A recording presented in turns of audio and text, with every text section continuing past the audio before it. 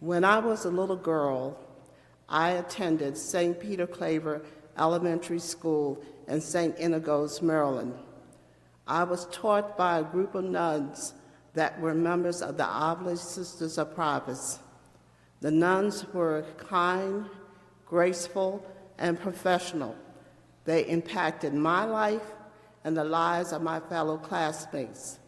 This order of nuns was established by Mother Mary Elizabeth Lang in Baltimore, Maryland. Mother Mary was born in 1789 in what is now known as Haiti. She fled the country in the late 18th century because of a revolution. She went to Baltimore, where a great number of Catholic French-speaking refugees had settled. There was no public education for Black Americans in Baltimore prior to the Emancipation Proclamation.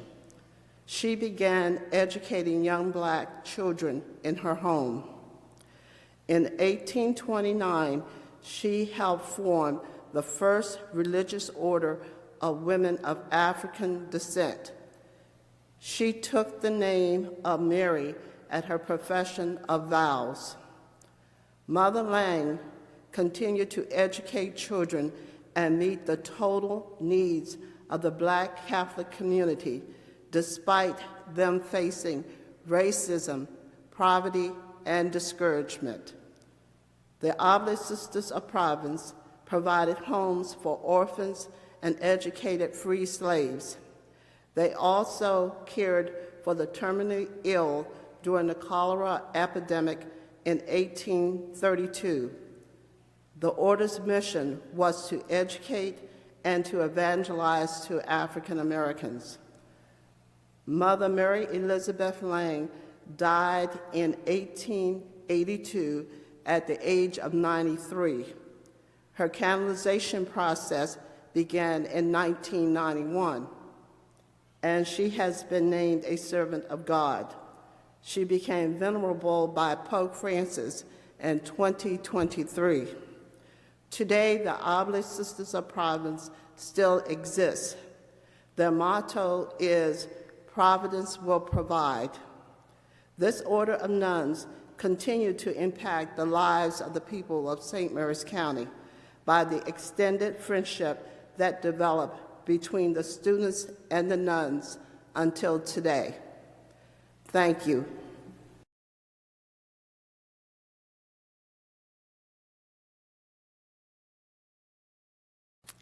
Sister Thea Bowman was declared a servant of God in 2018. She was blessed with extraordinary talent as a singer, poet, preacher, master teacher, evangelist, and an African-American catalyst. Sister Thea was born in Yazoo City, Mississippi in 1937. She converted to Catholicism at the age of 9.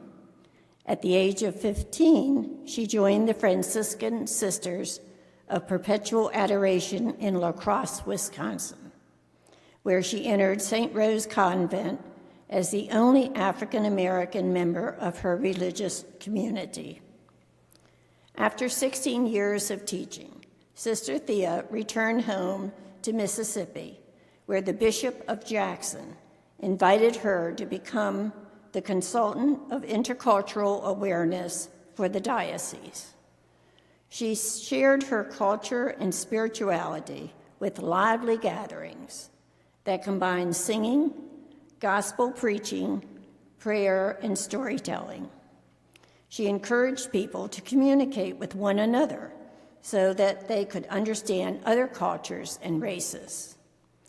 During a 60 Minutes interview, Sister Thea said, "I think the difference between me and some people is that I'm content to do my little bit. Sometimes people think they have to do big things in order to make change. But if each one would light a candle, we'd have a tremendous light." In 1984, Sister Thea's parents died, and she was diagnosed with cancer. She said, "I want to choose life. I want to keep going. I want to live fully until I die." She also said, "I know that God is using me in ways beyond my comprehension." And she would often chant, "Remember who you are and whose you are." In June 1989, Sister Thea was invited to address the Catholic bishops of the United States at their summer meeting. She exhorted the bishops to embrace the Black Catholic experience and asked them to stand, link arms, and sing together, "We shall overcome." Amazingly, they did. Sister Thea Bowman died in 1990. Her tombstone holds the simple yet profound saying, "She tried."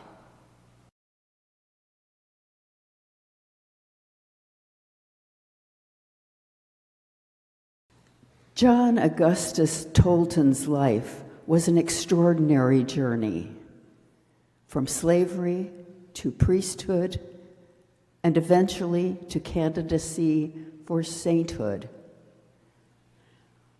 Born in 1854, he came from an enslaved family. Their owners were Catholic, and that made them Catholic as well. When the Civil War began, John's father escaped to join the Union Army, but later died. In 1863, John was valued at $25, and it seemed he would be sold and separated from his family. Instead, his mother fled with the 3 children, and Union soldiers helped them escape across the Mississippi River into Illinois. Upon reaching the other side, his mother told him, "John, you're free. Never forget the goodness of the Lord." And he never did. The family settled in the Negro shanty town of Quincy, Illinois, where John worked in the cigar factory from age 9 or 10. A kind priest, Father Peter, admitted him to an all-white parish school where he grew in knowledge and love of God and the church. He taught religion classes to younger Black children and realized his vocation to the priesthood. At that time, no seminary in the United States would accept a Black man. So with the help of Father Peter and others, John went to Rome to study. There he experienced freedom from religious barriers and racial barriers for the first time in his life. But hardships persisted. Assigned back in Quincy, he was driven out by racism. Later, he tended the needs of poor Blacks in the shanties and tenements of Chicago, bringing hope and aid and establishing a parish to serve them. John became the first openly Black priest in the United States and presided at the Mass of the first Colored Catholic Congress in Washington, D.C. Through all the adversity, John's mother's words prevailed. He never forgot the goodness of the Lord and dedicated his short 43 years to the well-being, enrichment of the poor, and to the church.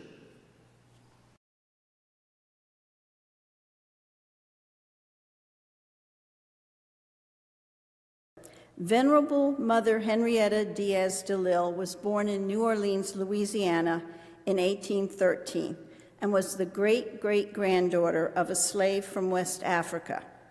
Henrietta devoted her life to improving the welfare of her community, particularly the African Americans who were current or former slaves. Her mother, who was a free woman of color, provided her with a strong education with the intention of DeLille finding a wealthy white spouse. However, DeLille felt deep spiritual ties to her Catholic upbringing and began teaching at a Catholic school when she was just 14 years old. After being confirmed in 1834, DeLille began pursuing a religious life. She sold her possessions and used the money to establish the Sisters of the Presentation, the second Black religious order established in the United States, and served as their Mother Superior. The order was renamed the Sisters of the Holy Family in 1942. Her achievements include establishing the L'Enfant Nursing Facility, the first and oldest Catholic nursing home in the United States, a school for girls, and a home for orphans. The sisters also educated slaves, which was illegal at that time. As a Black religious order, the Sisters of the Holy Family often found it challenging to receive support for their activities. After 20 years as Mother Superior of the Sisters of the Holy Family, Mother DeLille passed away in 1862. Her obituary ends with this quote, "For the love of Jesus Christ, she made herself the humble servant of slaves." In 2010, Pope Benedict XVI named Mother DeLille venerable.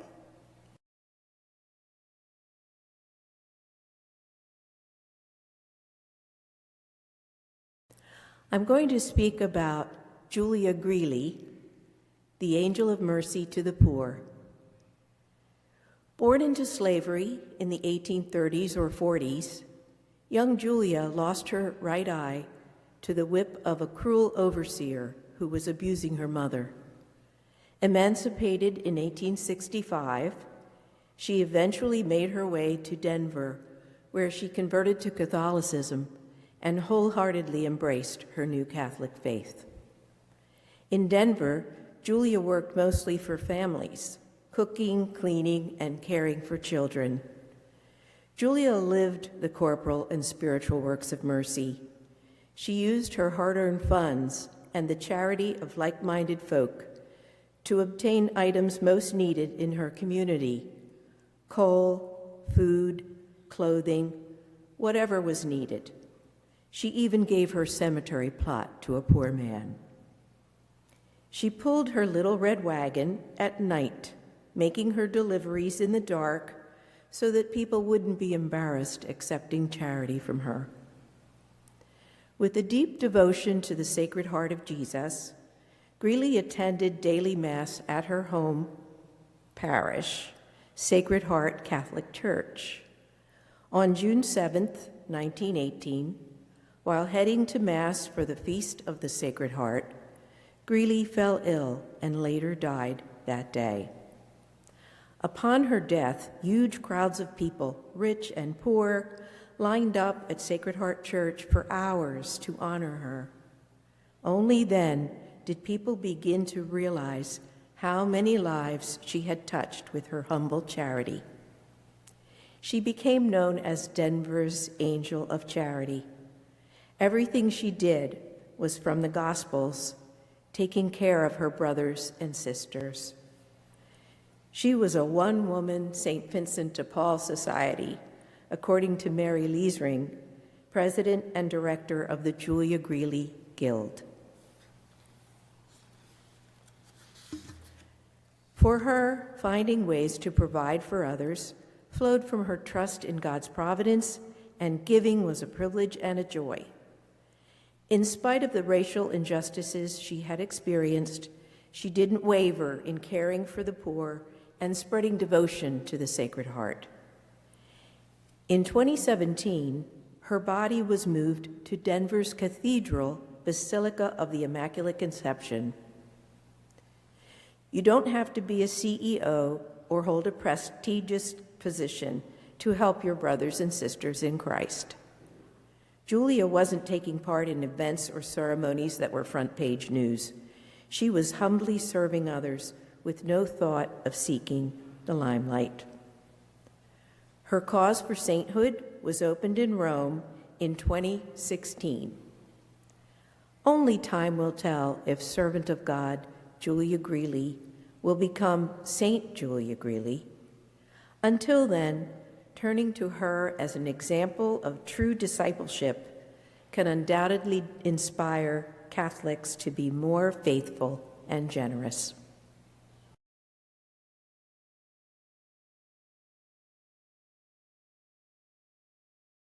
I am here to talk today about the Venerable Pierre Toussaint. The path to becoming a saint, as Mother Teresa says, is doing little things with great love. The Venerable Pierre Toussaint was born a slave in Haiti in 1766. As a child, the plantation owner, Pierre Berard, made Toussaint a house slave and allowed his grandmother to teach him to read and write, something which was unusual in that day and time. In his early 20s, Pierre and his younger sister, his aunt, and 2 other house slaves accompanied their master's son to New York City because of political unrest at home in Haiti. Pierre was apprenticed to a local hairdresser, and he learned the trade quickly. And eventually he worked the trade so very successfully that he was called into homes of rich women in New York City to cut their hair. The result was that Pierre became extremely well-known and a successful hairdresser. Pierre did small things with great love, so much so of what he did and earned as a hairdresser, he used to support his community and also the Catholic Church. Though his charitable works were many, it was through them that he soon became one of New York's best-known Catholics, despite the fact that he did indeed remain a slave. When the Berards themselves faced financial ruin, it was Pierre who supported them, which was an example of Pierre's heroic and sanctified focus on forgiveness and on compassion. When his master died, Pierre supported himself and his master's widow and the other house slaves that the Berards owned. He was freed shortly before the widow's death in 1807, and upon his freedom, he chose to stay in New York City. It is there that he married Marie Rose Juliet, whose freedom he had purchased. Together, Juliet and Pierre turned their home into a haven for orphans, for anyone who was sick and needed help, and the poor. They later adopted Euphemie, Pierre's orphaned niece. Throughout their lives together, they generously assisted both blacks and whites who were in need. The couple also nursed abandoned people who were suffering from the yellow fever in the outbreak there in New York City during their lives. And they were instrumental in raising funds for the first Catholic orphanage in New York, as well as playing a significant role in building Old St. Patrick's Cathedral. Pierre's use of his talents as a hairdresser to support his and Juliet's charitable work became a lived habit of doing small things with great love. So much so that Pierre is credited by many as being the father of Catholic charities in New York City. Later in life, his friends urged him to retire and enjoy the wealth that he had accumulated over all of his hard work. But Pierre's response to their encouragement was, and this is a quote, "I have enough for myself, but if I stop working, I have not enough for others." Both Euphemie and Juliet preceded Pierre in death, and Pierre died a free man in 1853 in New York City. Notably, Pierre, who bore no ill will for others, was originally buried in Old St. Patrick's Cathedral, which is where he was first refused entrance because of his race. His sanctity and the popular devotion to him caused his body to be moved to the new St. Patrick's Cathedral on Fifth Avenue. Pierre Toussaint was declared venerable in 1996 as a result of his having lived his life doing small things with great love. Pierre's heroic, compassionate, caring for others all around him in imitation of Jesus Christ, is a mark of sanctity we all should follow. Amen.